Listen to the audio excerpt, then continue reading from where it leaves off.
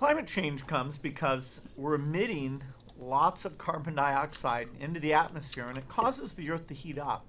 We need to Why get is our Bill carbon Gates talking to me emissions down. about global So I think of it warming? mathematically. We start with the Shouldn't number you of be people. talking to me about Each of us is using software services engineering, that or require maybe like energy, binary, like heating, like air instruction conditioning, sets, maybe, transport, and so we maybe have how much artificial intelligence. I energy might each like of to those know what you think services about that, use. or I And might then like to we know how to have run a much business, how to carbon run, comes out you know, for a each Fortune unit of 500 energy. company, So when how to be you chairman of the multiply those board and together, manage stockholder that's where you get interests. about I might like to know all of 36 that. billion Why are you tons of talking to me CO2 about carbon emissions? Why are you talking to me about global warming?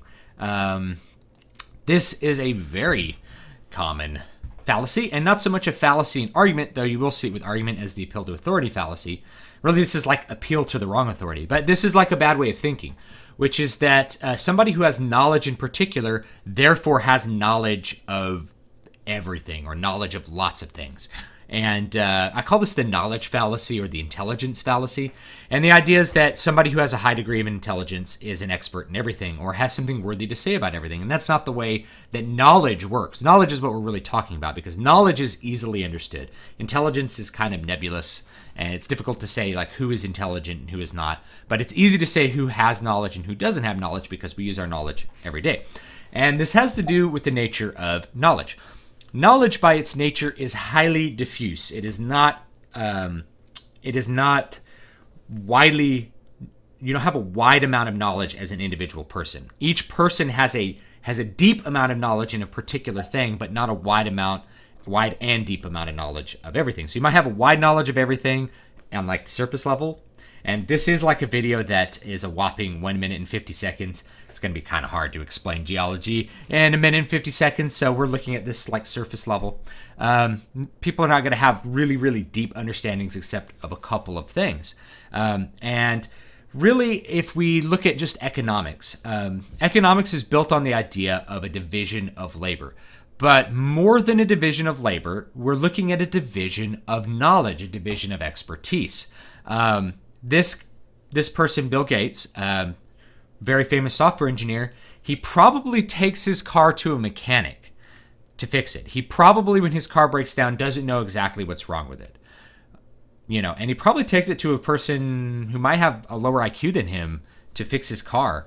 Does that mean that Bill Gates is somehow stupid, that he has to have somebody else who's maybe not as intelligent as him fix his car? No, it means that he has spent his time and effort cultivating specific knowledge that has benefited him and actually benefited society. That's the other thing about division of labor, is that when people are experts at something, it benefits society because you produce better products for society.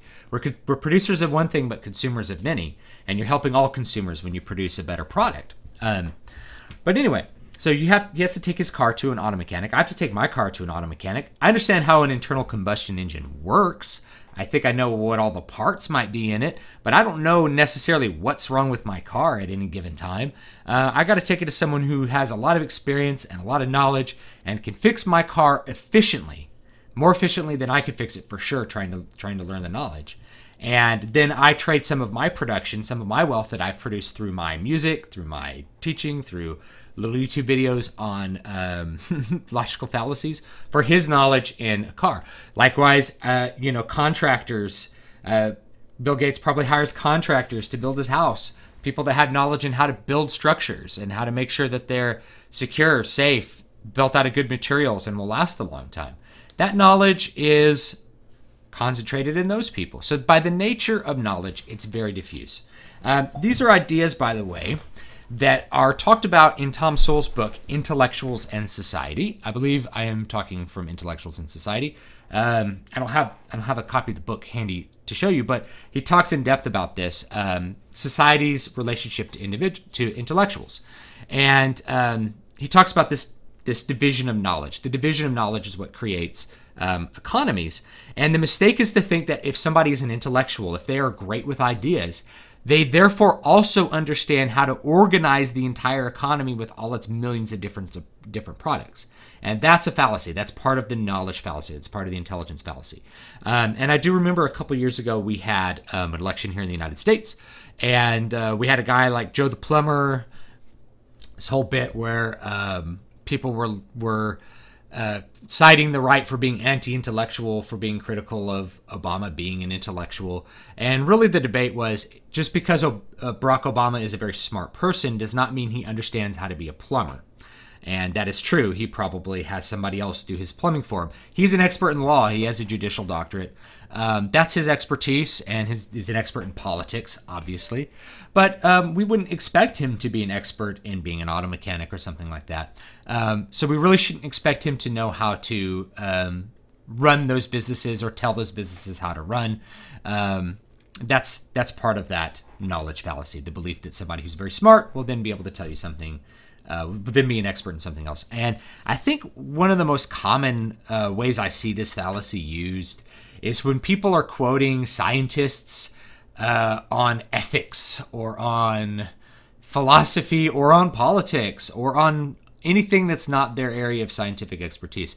So you see, Stephen Hawking quotes about philosophy. It's like, Stephen Hawking hasn't studied philosophy. He's not an expert in philosophy. He's a pop physicist, and we should listen to what he has to say about physics, for sure, right? Because he has all this evidence, he's done all this research to determine what his theories are.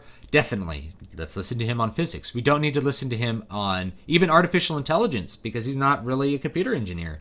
I've listened to Bill Gates on artificial intelligence. He might have a little bit more experience with it. So the other thing I want to say about the appeal to authority. In a debate, we don't usually want to appeal to authority. We want to use their evidence. We don't want to say, Milton Friedman says this. We want to say, here is Milton Friedman's evidence for this, right? This is and sort of the authority there is, this person is a well-known economist. They have a Nobel Peace or a Nobel Prize in economics, and here's their data on this. So they're a trustworthy source, and here's the actual data, right? So we do want to make sure our data comes from good sources. And that's part of the appeal to authority fallacy. If you don't want to make it a fallacy, you are going to present the data. But the reality is, we go through life needing the expertise, needing the authority of other people. Just like I mentioned the auto mechanic example. We need to trust that the auto mechanic has the knowledge necessary to fix our car, because we don't. We trust that our contractors have the necessary knowledge to build our house into a long-lasting and secure dwelling, because we don't want to cultivate that knowledge. It's not just that we don't have it, but we don't want to spend years cultivating that knowledge to then not use it for our own economic benefit all the time. So we're trading our production for their production. We have to trust their authority to a certain extent. And nobody has time to go through and sift through pages and pages of data and run statistical equations to and distill stats and graph data to figure out every single thing for themselves. You have to do a certain amount of trust of authority, but how and who that authority is and what is makes that authority worth listening to, that varies. So Bill Gates, yes, let's listen to him on how to build a Fortune 500 company. We don't really need to listen to him on climate change. There's other people that can talk to us about that. And if I go back to look at this, just, I'm a layperson. I don't have a degree in geology. I'm not a geophysicist.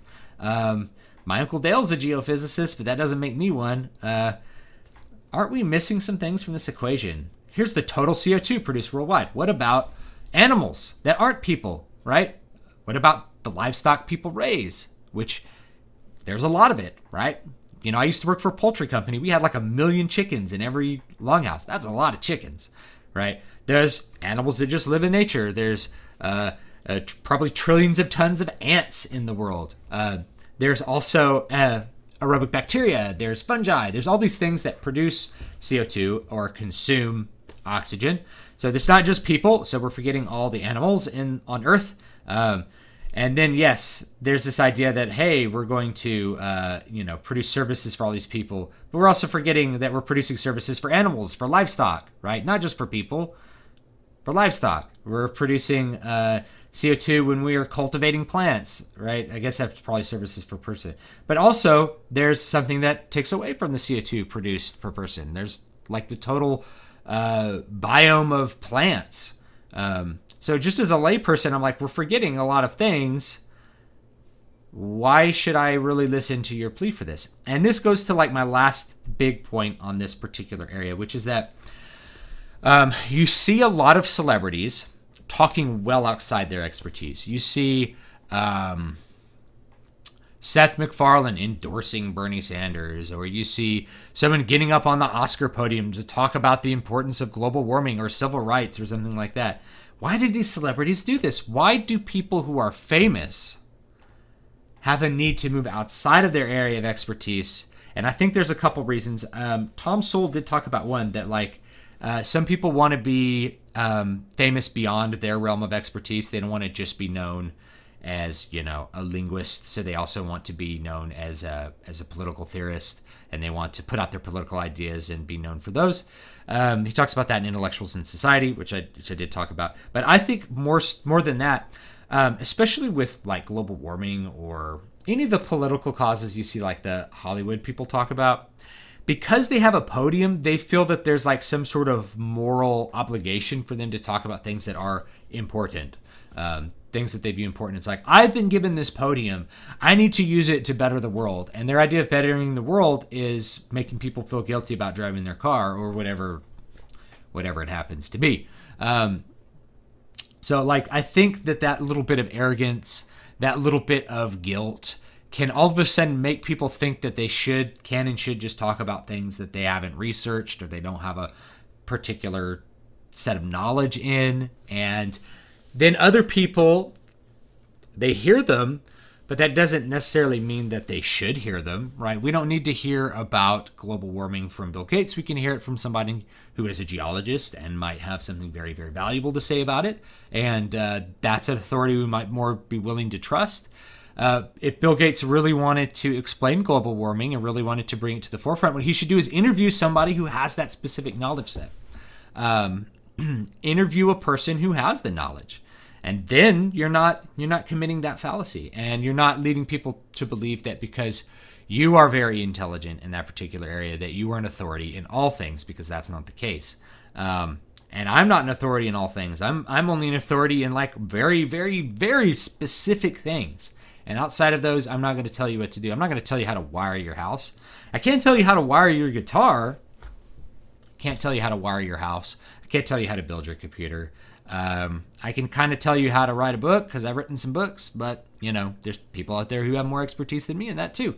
So keep that in mind. That's what I call the knowledge fallacy or the intelligence fallacy. I know this is kind of a long video for that, but it's really important to understand that we all have our specific knowledge set, and learning to take people's words for their knowledge and not just everything outside of it is a really, really important idea and really important mindset to have in our very, very, very diverse world.